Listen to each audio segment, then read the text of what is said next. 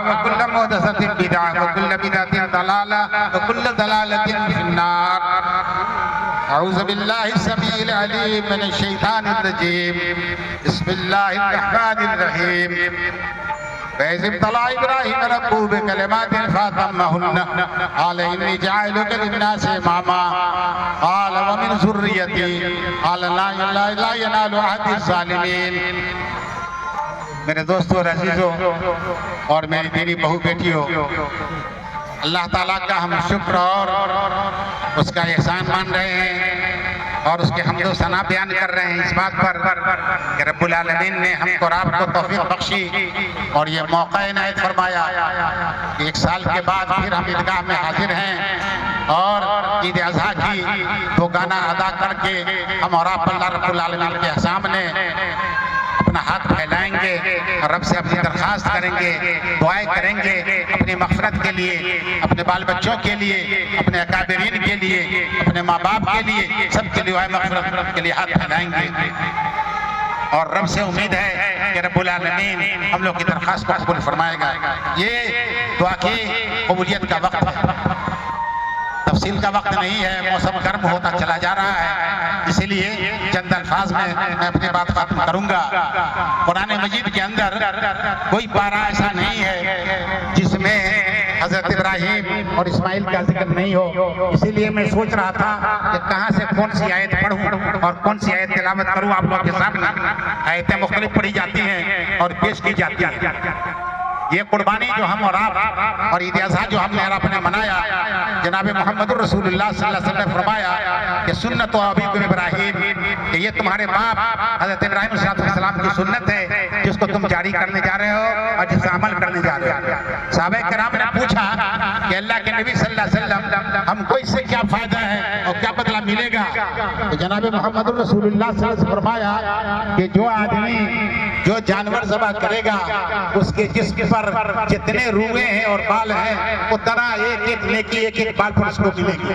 اب اندازہ فرمائیے کہ اگر ہم نے اور آپ نے اخلاص نیت سے جانور ذبح کیا ہے تو گوشت کے ساتھ جو ہمارے آپ کے نام اعمال میں وزن ہوگا تو وزن ہوگا ہی، جتنے بال اس کے جسم پر ہیں سب سے ہم کو نیکی ملے گی.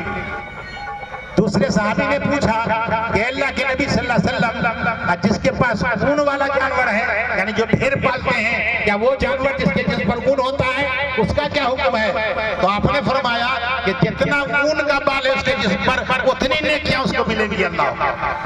تو یہ فرمایا کہ سنت ابی ابراہیم، حضرت ابراہیم علیہ السلام کی تاریخ ہم کو بتاتی ہے میرے دوستوں اور عزیزوں کہ کتنی قربانیاں انہوں نے دی ہے. پوری زندگی ان کی آزمائش ہے، پوری زندگی ان کی آزمائش ہے، پیدا ہونے سے لے کر کے اور مرتے دم تک. اور جب اللہ رب العالمین نے ان کا امتحان لیا، آزمایا، تمام امتحانات کے اندر وہ پورے کے پورے ہوئے. اس کی شہادت قرآن میں خود کی ہے جو میں نے ابھی آپ کے سامنے آیت پڑھی کہ اللہ تعالیٰ نے جب ان کو آزمایا امتحان میں کھڑے ہوئے اور اللہ تعالیٰ کے امتحان میں کامیاب رہے. چنانچہ جب آنکھ کھولی انہوں نے تو اپنے گھروں میں دیکھا کہ بت ہے اور باپ بت بنا رہا ہے، بت بیچ رہا ہے. باپ کو دعوت تبلیغ کی دعوت، اللہ کی وحدانیت کی دعوت دی، باپ نے نہیں مانا، گھر سے نکال دیا. میرے بھائی گھر سے نکل کر کے کہاں گئے؟ شام تشریف لے گئے، بیوی حضرت سارہ کو لے کر. ابھی تفصیل کا وقت نہیں ہے، جغرافیائی اعتبار سے دیکھیں عراق کہاں ہے، بابل کہاں ہے. اب بابل سے نکل کر کے وہ شام تشریف لے گئے، وہاں دعوت و تبلیغ کا کام کیا، اللہ کی طرف لوگوں کو بلایا. وہاں لوگوں نے جب قبول نہیں کیا تو وہاں سے مصر تشریف لے گئے. اور مصر جب تشریف لے گئے، مصر جب پہنچے تو وہاں کا جب بادشاہ فرعون تھا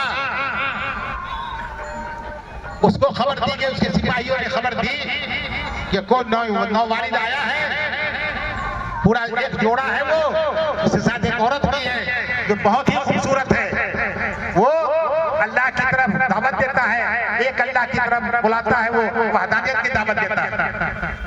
فرعون نے اپنے سپاہیوں کو بھیج کر کے حضرت سارہ علیہ السلام کو बुलवाया अपने दरबार में। जब जाने लगी तो हज़रत इब्राहिम सलाम ने, उनको मालूम था, उन्होंने कहा कि अगर वो पूछे तुमसे कि तुम्हारे साथ है वो कौन है तुम्हारे, तो कहना कि भाई बहन के रिश्ते को बड़ा वो एहतराम करता था कि शायद वो कहीं नालायक तुम्हारे साथ बुरी नजर न डाले। और वो इस्लामी एतबार से बहन थी, इस्लामी बहन थी। वो जब वो गई वहां तो 10 दराजी उसने किया, उस पर ज़्यादती करना चाहा। अल्लाह ताला ने जो उनको हुस्न जमाल दिया था, उनके हुस्न जमाल को देख करके उसने 10 दराजी की, लेकिन अल्लाह रब्बुल आलमीन ने उसी वक्त उसको माजूर कर दिया। उसके ऊपर फालिज का अटैक हुआ और उसका हाथ कपकपाने लगा। हाथ काम नहीं कर रही है, उसका हाथ काम नहीं कर रहा मेरे भाइयों। हाथ वो बढ़ाता है लेकिन हाथ काम नहीं कर रहा है। वो समझा कि हम कामयाब नहीं होंगे। उसने दरखास्त की उनसे कि आप दुआ कर दीजिए, हम आपको कुछ नहीं करेंगे, कि अल्लाह ताला हमको अच्छा कर दे। हज़रत सारा ने दुआ किया, अच्छा जब हो गया फिर दोबारा उसने अटैक किया, 12 अटैक किया। लेकिन जब उनकी करामत को देखा और उनकी सालहियत और उनकी नेकी को देखा तो उसने कहा कि हम इसमें कामयाब नहीं हो सकते। अपने सिपाहियों को कहा कि ये तुमने हमारे पास ऐसे फर्द को ला करके रखा है, ऐसी शख्सियत को ला के रखा है जो लगता है कि इंसान नहीं है, ये कुछ और है, ले जाओ यहाँ से। और मेरे दोस्तों और अजीजों, उसने अपनी लड़की, बादशाह ने अपनी लड़की उनकी खिदमत के लिए कि आपकी सोहबत में रहेगी, वो तरबियत हासिल करेगी और आपकी तरह नेक बनेगी, एक हवाले कर दिया उनके कि आपकी खिदमत करेगी और आपके साथ आपकी ताबेदारी में रहेगी। हज़रत हाजरा को हज़रत हाजरा और हज़रत सारा दोनों को लेकर के अल्लाह ताला ने उनको हुक्म दिया कि अब यहाँ से तुम निकलो मिस्र से, जहाँ लोग तुम्हारी दावत कबूल नहीं कर रहे हैं, तो हिजाज का सफर बदलेगा। अल्लाह अकबर। निगाह के सामने जब वो इलाका मेरे भाई और अजीजों आता है, जिन इलाकों से हम लोग का गुजर हुआ, तो उस वक्त के जमाने को जब याद करते हैं तो रोंगटा खड़ा होता है। जब रेगिस्तान और पहाड़ी इलाके से गुजरते हैं तो कैसा भूख आलम होता है। और उस जमाने में अपने बीवी बच्चे को लेकर के वो गुजर रहे हैं और हिजाज तशरीफ ले जा रहे हैं। वहां जाके अल्लाह ताला का हुक्म हुआ कि आज जो मक्का शहर आबाद है, मक्का शहर आबाद है, उसकी शहरियत का क्या कहना। आलमी तौर पर सब लोग जानते हैं कि अल्लाह ताला ने अब उसको क्या हुस्न बख्शा है, क्या आबादी है उसकी, क्या उसके अंदर क्या क्या चीजें नेमत अल्लाह ने रखी हैं। जहां न एक पेड़ है न पौधा है, जिसको कुरान ने कहा गैर जरा एक घास तक नहीं उगती, वहां जाके बीवी और बेटा को जाके रख दिया। और जब रखा मेरे भाइयों तो बार बार आप सुनते हो अजीजों, ये रख करके तो शय में क्या था, पानी और कुछ खजूर और कुछ सत्तू रख करके जब चलने लगे इब्राहिम, तो हजरत हाजरा से लड़का पैदा हुआ। उस लड़के को लेकर के वहां रखा और छोड़ के हजरत इब्राहिम तशरीफ ले जा रहे थे। अल्लाह अकबर। बीवी और बेटा को छोड़ के उस गैर ज़रा में जब जा रहे थे तो हजरत हाजरा ने पूछा कि आप कहाँ जा रहे हैं हम लोग को छोड़ के। ये वो गया मैदान में, कोई जवाब नहीं दिया। दोबारा पूछा, सेबारा पूछा, तीसरे बार में कहा कि क्या ये अल्लाह का हुक्म है आपको? कहा कि हाँ ये अल्लाह का हुक्म। मेरी बहू बेटियों तवज्जो से सुनो कि उसने खातून का क्या जवाब था। अल्लाह अकबर। वो कहती हैं कि अगर अल्लाह का हुक्म है तो आप जाइए, अल्लाह ताला मेरी और मेरे बच्चे की हिफाजत करेगा। चुनांचे अल्लाह ने हिफाजत किया और आपने देखा कि कैसे अल्लाह रब्बुल आलमीन ने उनके तमाम मनासिक को और कारनामे को रहती दुनिया तक, जब तक कि हम और आप और हमारे बाजू नस्ल आती रहेगी, सबको सुन्नत अल्लाह ने करार दिया।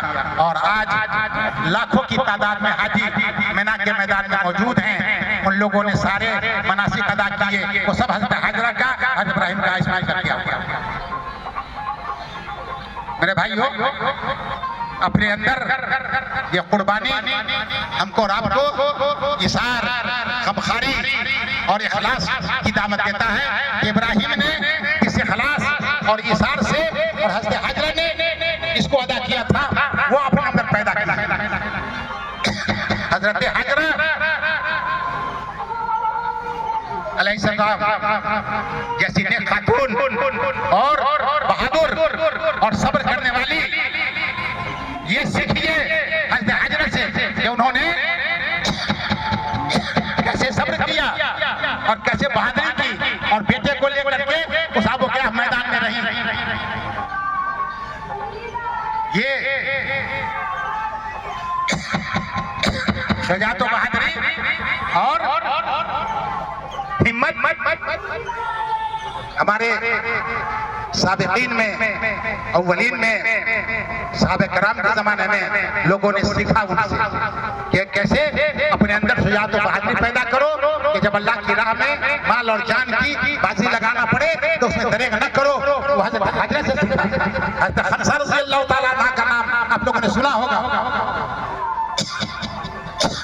وہ صحابیاں اپنے قوم کے ساتھ جناب محمد رسول اللہ صلی اللہ علیہ وسلم کی خدمت میں مدینہ آئی اور اسلام قبول کیا۔ اپنے بیٹے سب کے ساتھ اسلام قبول کرنے کے بعد بڑی شاعرہ تھی، بڑی برجستہ کلام کہتی تھی۔ حضرت عمر فاروق کا زمانہ ہے۔ حضرت عمر فاروق کے زمانے میں جنگ قادسیہ بہت بھاری بھرکم جنگ ہوئی ہے ایرانیوں سے۔ اب بڑا ہی زبردست جنگ جاری رہی ہے۔ اس جنگ کے موقع پر ایک دن جب جنگ شروع ہوگی، حضرت خنسا رضی اللہ تعالیٰ عنہ نے اتباع بن ماجہ رحمۃ اللہ علیہ روایت فرماتے ہیں کہ حضرت خنسا رضی اللہ تعالیٰ عنہ چار جوان بیٹے پٹھے کے جیسے جنہوں نے ماں کے ساتھ اسلام قبول کیا تھا، سب بیٹے کو بیٹھا کر پورا واعظ کرتی ہیں، سمجھاتی ہیں کہ بیٹا تم شریف خاندان کے ہو، ایک باپ کے بیٹا ہو، ایک ماں کے بیٹا ہو۔ اللہ اکبر، ساری چیزیں یاد دلائی۔ تمہارا حسب نسب بالکل پختہ ہے، تم نے اپنی مرضی سے اسلام قبول کیا اور اپنی مرضی سے ہجرت کی ہے۔ تم نے اسلام لانے کے بعد تم جانتے ہو کہ اللہ کی راہ میں جہاد کرنا، کوشش کرنا، اس کی فضیلت کیا ہے۔ تو آج تم اللہ تعالیٰ نے تم کو اس حال میں رکھا ہے، تو کل اگر سویر تم صحیح سالم رہو تو جاؤ، جب آگ کی بھٹی سلگ جائے اور جنگ شروع ہو جائے تب تم جا کے لڑو۔ چنانچہ میرے بھائیو، جب صبح ہوئی یعنی لوگ اٹھے تو ماں کی بات کو یاد کر کے چاروں بیٹوں نے یکے بعد دیگرے جنگ میں شرکت کی اور یکے بعد دیگرے لڑتے لڑتے شہید ہو گئے۔ جب ان کو خبر ہوئی حضرت خنسا کو رضی اللہ تعالیٰ عنہ کہ تمہارے بیٹے سب شہید ہو گئے، تو کیا کہتی ہیں؟ روتی نہیں ہے بیٹا کے لیے، گڑ گڑاتی نہیں ہے، کہتی الحمدللہ پروردگار عالم تیرا شکر ہے کہ تو نے میرے بیٹوں کو اپنی راہ میں قبول فرمایا۔ مجھ کو اللہ کی رحمت سے امید ہے کہ کل قیامت کے دن رب العالمین اپنی رحمت کے سائے میں ہمارے انہی بیٹوں کے طفیل میں اللہ جنت میں رکھے۔ تو یہ سکھا تھا انہوں نے اثار اور قربانی حضرت حاجرہ سے۔ آج ہم نے اور آپ نے بھی تہیہ کیا ہے کہ قربانی کریں گے تو ہمارے اندر بھی وہی جذبہ ہونا چاہیے کہ جب ضرورت پڑی ہے اللہ تعالیٰ کو مال کی تو مال آپ نے نکالا،